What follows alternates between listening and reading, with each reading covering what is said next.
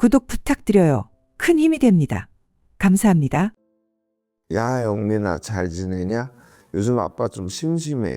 이번 주말에 시간 있으면 얼굴 좀 보자. 아빠, 요즘 회사 일이 너무 많아서요. 이번 주말은 좀 힘들 것 같아요. 죄송해요. 맨날 바쁘다, 바쁘다. 네가 그렇게 바쁘냐? 그래도 아빠가 보고 싶어, 그러지? 저도 아빠 뵙고 싶은데 진짜 일이 많아요. 조만간 시간 나면 꼭 다시 연락드릴게요. 그래, 네가 바쁜 거 알겠는데 한 번쯤 시간 내봐. 아빠가 기다린다. 알겠어요, 아빠. 이번 주말은 어렵겠지만 최대한 빨리 시간 만들어 볼게요. 서울 외곽의 작은 마을에서 태어난 85세의 박영철 씨는 젊은 시절 누구보다 열정적으로 살아왔다. 20대 초반, 그는 농촌의 가난에서 벗어나기 위해 무작정 서울로 올라왔다. 도시의 복잡함과 냉혹한 현실 속에서도 그는 자신만의 꿈을 품고 있었다. 서울에서는 노력하면 누구든 성공할 수 있다. 그는 이렇게 스스로를 다독이며 하루하루를 버텼다. 서울에서 처음 발을 디딘 박 씨는 건설 현장에서 막노동을 시작했다. 추운 겨울, 살을 내는 바람 속에서도 그는 젖은 흙을 나르고 무거운 벽돌을 들어 올리며 하루를 보냈다. 열심히 일하면 내 손으로 번 돈으로 내 집을 마련할 수 있을 거야. 그는 그렇게 자신을 다독이며 희망을 잃지 않았다. 결혼 후 그는 두 아이의 아버지가 되었다. 그의 하루는 새벽부터 시작되었다. 낮에는 공장에서 근무하고 밤에는 택시를 몰았다. 내가 조금만 더 고생하면 우리 아이들은 더 나은 삶을 살 수 있을 거야. 그는 자신을 위로하며 한 푼이라도 더 벌기 위해 일에 몰두했다. 그러나 그가 열심히 일한 만큼 가족들과 보낼 시간은 점점 줄어들었다. 아이들은 아버지를 낯설어 했고 아내는 당신은 우리를 위해 일한다고 하지만 정작 당신은 가족들과 함께하는 법을 잊은 것 같아요 라며 서운함을 토로했다. 그럼에도 불구하고 박 씨는 돈을 버는 것이 가장 중요한 일이라는 생각으로 묵묵히 일에 매달렸다. 그는 40대 초반에 고혈압 진단을 받았지만 지금 병원에 돈을 쓰면 아이들의 교육비가 부족해질 거야라는 이유로 치료를 미뤘다. 대신 스트레스와 피로를 술과 담배로 달래며 건강을 점점 더 해쳤다. 65세에 그는 정년 퇴직을 맞았다. 평생 일만 하던 그는 처음으로 자신의 시간을 가지게 되었지만 경제적 문제와 건강 악화가 그를 덮쳤다. 퇴직금과 적은 연금으로는 병원비와 생활비를 충당하기가 어려웠다. 그가 직장을 떠난 후 아내는 암으로 세상을 떠났다. 아내가 떠난 뒤 그의 삶은 더욱 공허해졌다. 평생을 가족을 위해 일했는데 남은 건 이 빈집뿐이네. 박 씨는 스스로에게 이렇게 말하며 한숨을 내쉬었다. 자식들에게 도움을 요청하고 싶었지만 자식들에게 부담을 주고 싶지 않다는 그의 자존심이 걸림돌이 되었다. 박 씨의 건강은 날이 갈수록 악화되었다. 관절염으로 걷기가 힘들어졌고 만성 폐질환으로 숨 쉬는 것조차 어려워졌다. 아픈 몸으로 병원을 찾는 날이면 그는 언제나 긴 고민 끝에 진료비를 계산하며 한숨을 쉬었다. 병원을 안 다니면 더 아플 거고 다니면 돈이 더 없고 그는 이 악순환 속에서 괴로워했다. 그는 하루 대부분을 집에서 보내며 텔레비전이나 보는 것으로 시간을 때웠다. 아침이면 창밖을 바라보다가 오후에는 동네 공원을 어슬렁거리며 혼자 산책했다. 내 인생이 이럴 줄 알았다면 젊었을 때 조금 더 나를 위해 살 걸. 그는 자신의 선택을 후회하며 자주 과거를 돌아보았다. 어느 날 동네 복지관에서 무료 급식을 제공한다는 소식을 들었다. 그는 처음엔 자존심이 상해 거부했지만 배고픔을 이길 수 없어 결국 복지관으로 향했다. 그곳에서 그는 자신과 비슷한 처지의 노인들과 이야기를 나누게 되었다. 저도 옛날엔 괜찮았는데 아내 병원비 때문에 모든 걸 잃었어요. 옆자리에 앉은 한 노인의 말에 박 씨는 깊이 공감했다. 그들은 서로의 아픔을 나누며 조금이나마 위안을 얻었다. 그러나 이런 시간도 잠시뿐. 집으로 돌아오는 길은 언제나 고독과 싸워야 했다. 박 씨는 자식들과의 관계를 회복하기 위해 몇 번이나 전화를 걸었지만 돌아오는 대답은 늘 비슷했다. 그는 자녀들의 반응에 상처를 받았지만 그들에게 부담이 되지 않으려고 노력했습니다. 그러나 속마음은 달랐다. 그는 아이들이 나를 정말로 잊은 걸까? 라는 불안과 고독 속에서 점점 더 자신을 위축시켰다. 한 번은 큰아들에게 만나고 싶다고 부탁했지만 큰아들은 바쁜 일정을 이유로 거절했다. 아빠, 요즘 회사에서 중요한 프로젝트가 있어서 좀 힘들어요. 다음 달쯤에나 시간이 날 것 같아요. 그 말을 들은 박 씨는 씁쓸한 미소를 지으며 전화를 끊었다. 박 씨는 자식들이 바쁘다는 사실을 받아들이고 손자들과의 관계를 통해 가족과 다시 연결되기를 희망했다. 그는 손자들에게 편지를 쓰기 시작했다. 할아버지가 너희에게 하고 싶은 이야기가 많단다. 그는 편지에 자신의 어린 시절 이야기와 삶의 교훈을 담았다.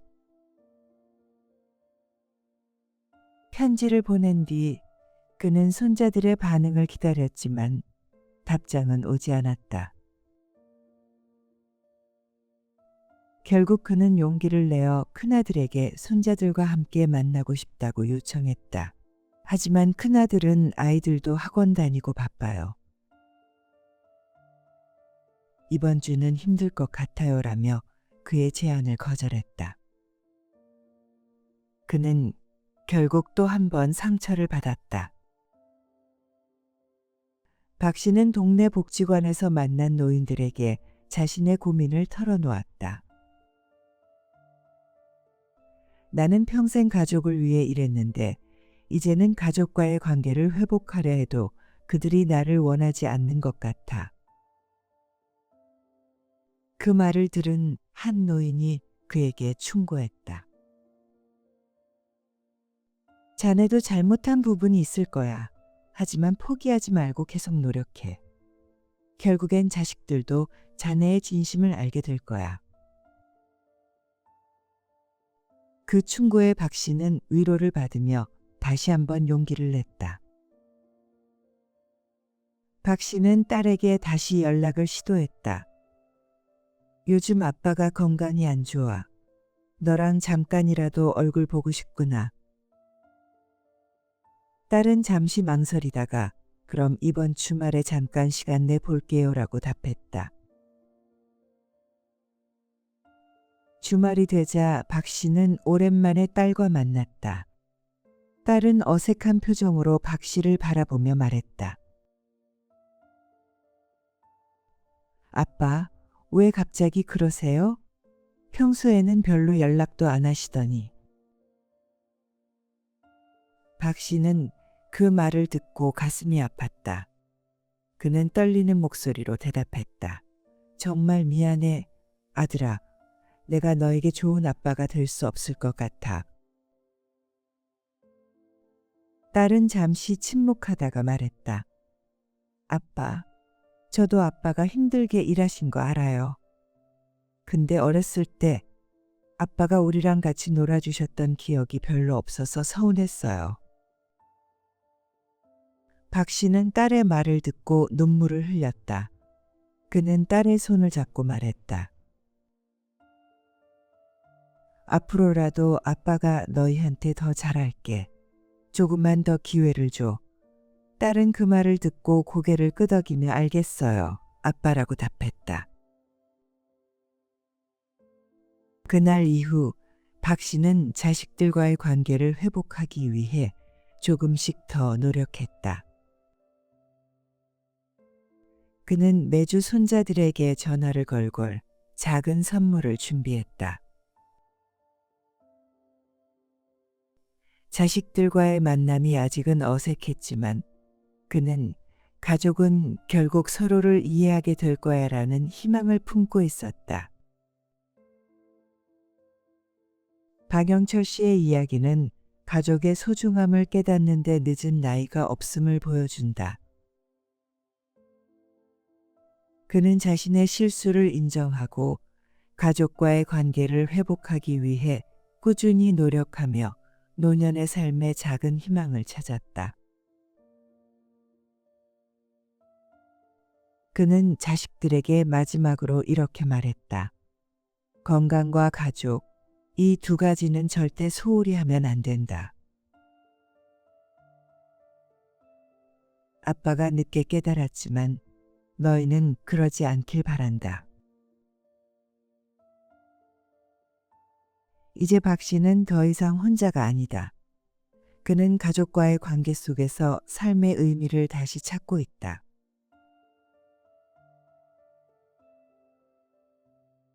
구독 부탁드려요. 큰 힘이 됩니다. 감사합니다. 야, 지금 버스 정류장에 나와 있는데 버스가 안 다니네. 너 좀 데리러 올 수 있냐? 아버지 지금 회사에서 회의 중이에요. 오늘 하루 종일 바쁠 것 같아요.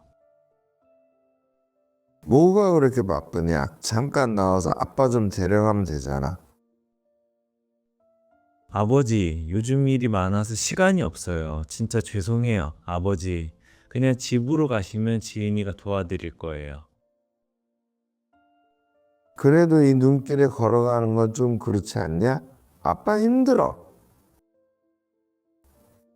아버지, 죄송해요. 다음에 꼭 제가 모실게요. 조심히 오세요. 그래, 끊는다. 그날 아침부터 눈이 내리기 시작했습니다. 두꺼운 눈송이가 모든 길을 덮어 교통이 마비되고 말았습니다. 김영철 씨는 차가운 창문을 통해 세상을 바라보며 깊은 한숨을 내쉬었습니다. 그에게는 이 폭설 속에서 집에 홀로 남아있는 것이 외로웠고 아들의 집으로 가기로 결심한 것은 단순한 피난처를 찾기 위한 것이 아니라 누군가와 함께하고 싶은 마음 때문이었습니다. 눈 덮인 길을 조심스럽게 걸으며 1시간 넘게 걸린 끝에 아들의 집에 도착했습니다. 문을 두드리자 며느리 지은 씨가 문을 열었습니다. 그녀의 얼굴에는 예상치 못한 방문에 대한 불편함이 고스란히 드러나 있었습니다. 아버님, 무슨 일이세요? 오늘은 오시면 안 된다고 하지 않았나요? 눈이 너무 많이 와서 갈 곳이 없어서 잠시 쉬려고 왔다. 집으로 돌아가긴 너무 힘들 것 같구나. 김영철 씨는 얼굴이 빨갛게 상기된 채 추위에 떨며 대답했습니다. 지은 씨는 마지못해 문을 열었지만 거실에 들어온 시아버지를 바라보는 그녀의 시선은 여전히 차가웠습니다. 두 손자는 거실 한편에서 TV를 보며 놀이에 열중하고 있었고 할아버지의 존재는 그들에게 아무런 관심을 끌지 못했습니다. 점심이 되자 지은 씨는 간단한 음식을 준비했지만 그녀의 행동 하나하나에는 의무감만이 느껴졌습니다. 아버님, 저희도 요즘 여유가 없어서요. 아버님께서 이렇게 갑자기 오시면 저희도 준비가 안 돼서 난감합니다. 김영철 씨는 고개를 숙이며 말했다. 미안하다. 그냥 잠시 쉬고 가려고 했는데 너희도 힘들구나. 점심 식사가 끝난 뒤 김영철 씨는 거실 구석의 작은 의자에 조용히 앉아 있었다. 그때 며느리 지은 씨가 얼굴에 불만이 가득한 표정으로 다가왔다. 아버님, 신발에 묻은 눈이 다 떨어져서 바닥이 엉망이에요. 그냥 들어오시면 어쩌자는 거예요? 지은 씨는 목소리를 높이며 대걸레를 들고 바닥을 강하게 문질렀다. 김영철 씨는 당황하며 말했다. 미안하구나. 내가 몰랐어. 내가 닦을게. 그는 일어나려 했지만 다리에 힘이 없어 몸을 가누지 못했다. 결국 다시 의자에 주저앉았다. 지은 씨는 차가운 목소리로 말했다. 됐어요. 제가 닦을게요. 하지만 다음부터는 조심하세요. 이런 일이 한두 번도 아니고 저희도 바쁘거든요. 김영철 씨는 아무 말도 하지 못했다. 창밖으로 눈이 계속 내리고 있는 풍경만 바라볼 뿐이었다. 거실 한편에서는 두 손자가 텔레비전을 보며 놀고 있었다. 김영철 씨는 손자들에게 다가가 조심스럽게 말을 걸었다. 얘들아, 할아버지랑 같이 놀래? 여기 앉아서 이야기라도 하자. 그러나 지은 씨가 그 말을 끊었다. 아버님, 애들 지금 숙제하는 중이에요. 방해하지 말아주세요. 김영철 씨는 작게 한숨을 내쉬며 물었다. 그래도 할아버지가 줄 오렌지 먹어볼래? 여기 아주 맛있더라. 그러자 지은 씨가 비웃듯 말했다. 아버님, 요즘 애들은 그런 거 안 좋아해요. 김영철 씨는 손에 든 오렌지를 내려놓고 조용히 뒤로 물러났다. 손자들은 여전히 텔레비전에만 집중하고 있었다. 그 순간 김영철 씨는 자신의 존재가 이 집에서 아무런 의미가 없는 듯한 기분이 들었다. 저녁 시간이 되자 지은 씨는 식탁에 음식을 차렸다. 그런데 식탁에는 3개의 그릇만 놓여 있었다. 김영철 씨는 잠시 멍하니 식탁을 바라보다가 작게 물었다. 내 건 안 준비했니? 지은 씨는 무심한 태도로 대답했다. 아버님, 오늘은 저희가 따로 준비를 못했어요. 여기 오래 계실 줄 몰랐거든요. 저희도 좀 바빠서요. 김영철 씨는 고개를 끄덕이며 말했다. 괜찮아. 난 배 안 고프니 그냥 물이나 한 잔 마실게. 그러나 그는 사실 아침부터 제대로 먹지 못해 허기가 져 있었다. 식탁에서 들리는 가족들의 식사 소리는 그의 마음을 더욱 허전하게 만들었다. 식사가 끝난 뒤 지은 씨가 그의 외투를 들고 와 건넸다. 아버님, 눈이 멈춘 것 같아요. 이제 가시는 게 좋을 것 같아요. 길이 멀지 않으니까 천천히 걸어가시면 될 거예요. 김영철 씨는 조용히 외투를 입고 집을 나섰다. 그의 발걸음은 눈 덮인 길 위에서 비틀거렸고 눈물은 그의 얼굴을 타고 흘렀다. 김영철 씨는 망설이며 대답했습니다. 하지만 눈이 너무 많이 쌓였고 내가 다리에 힘이 없어 걷기가 쉽지 않다. 지은 씨는 한숨을 쉬며 말을 끊었습니다. 그냥 천천히 가시면 돼요. 여기 오래 계시면 저희도 불편하니까요. 김영철 씨는 아무 말 없이 외투를 걸치고 조용히 집을 나섰습니다. 그의 등은 쓸쓸했고 손발은 이미 얼어붙을 정도로 추웠습니다. 눈길 위를 비틀거리며 걸은 그는 중간중간 멈춰서서 숨을 골랐지만 머릿속에는 아들과 며느리의 차가운 말만이 맴돌았습니다. 내가 왜 이렇게 되었나? 자식들에게 짐이 되는 존재가 되었구나. 1시간이 넘는 고된 걸음 끝에 자신의 집에 도착했을 때 김영철 씨는 거의 탈진 상태였습니다. 아내 윤정 씨는 그런 그를 보자마자 눈물이 고인 채로 달려갔습니다. 여보, 대체 무슨 일이 있었어요? 이렇게 추운 날 왜 혼자 돌아오셨어요? 김영철 씨는 손을 내저으며 말했다. 그냥 좀 쉬려고 아들 집에 갔는데 그만 오는 게 좋을 것 같아서. 윤정 씨는 남편의 말 속에 담긴 슬픔을 읽고는 분노를 참지 못했습니다. 어떻게 자식이 부모를 그렇게 대할 수가 있지? 내가 직접 가서 따져야겠어요. 다음 날 윤정 씨는 아들의 집을 찾았습니다. 그녀는 단호한 표정으로 배를 눌렀고 지은 씨는 문을 열며 당황스러운 얼굴로 물었습니다. 어머니, 무슨 일로 오셨어요? 네가 어제 아버지에게 어떻게 했는지 말해봐라. 네가 우리에게 감사하지 않아도 좋다. 하지만 최소한 인간적으로 대하는 것이 그렇게 어렵니? 지은 씨는 당황하며 대답했습니다.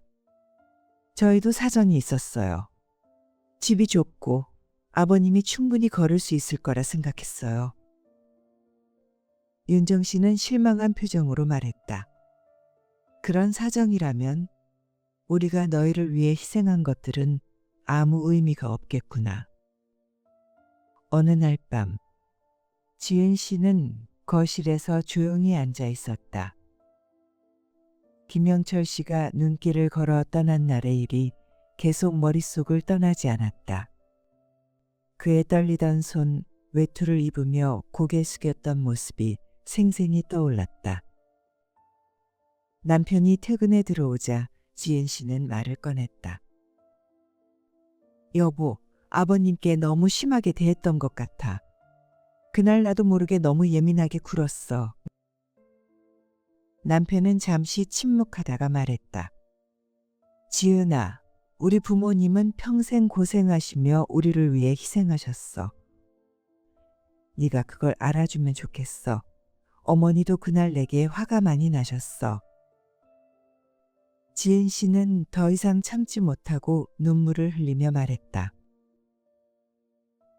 미안해. 그땐 내가 얼마나 잘못했는지 몰랐어. 부모님께 너무 큰 상처를 드렸어. 며칠 후 지은 씨는 혼자 시부모님 댁을 찾았다. 문을 두드리자 윤정 씨가 나왔다. 그녀는 며느리를 보며 놀란 듯 물었다. 지은아, 무슨 일로 왔니? 지은 씨는 머리를 숙이며 조심스럽게 말했다. 어머니, 아버님, 죄송합니다. 그날 제가 너무 심했어요. 아버님께 그렇게 말씀드릴 게 아니었는데 제가 정말 잘못했습니다. 김영철 씨는 거실에서 이 말을 듣고 천천히 일어나 그녀를 바라보았다. 지은아, 괜찮다. 다 지난 일이야. 네가 힘들었겠지. 그러나 그의 목소리에는 여전히 약간의 슬픔이 묻어나 있었다. 지은 씨는 고개를 들지 못한 채 말했다. 아버님, 아니에요. 제가 잘못했어요. 그날 아버님께서 추운 날씨에 눈길을 걸어가시는 모습을 상상하니 너무 마음이 아팠어요. 앞으로는 절대 그런 일이 없도록 할게요. 진심으로 죄송합니다. 윤정 씨는 지은 씨의 어깨를 잡으며 말했다. 너도 이제 알았구나. 늦지 않았어. 지냐.